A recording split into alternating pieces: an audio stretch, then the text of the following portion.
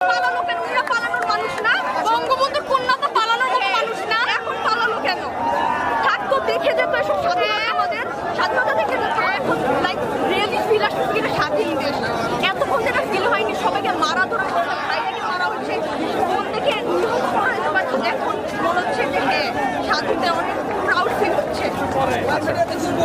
আপনি কিছু বলবেন? যে এখন দেশের এখন প্রকৃতপক্ষে স্বাধীন হয়েছে, এতটাই স্বাধীন ছিল না, এখনই স্বাধীন